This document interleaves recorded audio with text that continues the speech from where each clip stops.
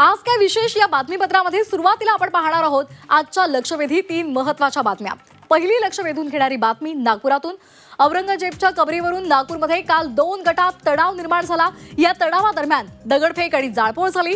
दगडफेकीमध्ये काही पोलीस सुद्धा जखमी झालेत। या प्रकरणी जवळपास पोलिसांनी 50 जणांना ताब्यात घेतल्याची माहिती मिळते। सध्या नागपूरमध्ये संचारबंदी लागू आहे। कालच्या तणावाचं सीसीटीव्ही फुटेज सुद्धा समोर आले आणि त्या दृष्टीने आता तपास सुरू झालाय। बावनकुळे आज नागपूरमध्ये जाऊन महाल भागाची पाहणी करणार आहेत। दुसरी लक्षवेधी बातमी आहे ती म्हणजे अधिवेशनाची। नागपूर तणावाचे पडसाद आजच्या अधिवेशनामध्ये उमटण्याची शक्यता आहे।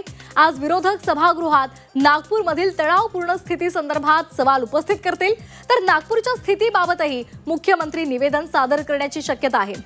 तिसरी लक्ष वेधून घेणारी बातमी आहे प्रशांत कोरटकरची।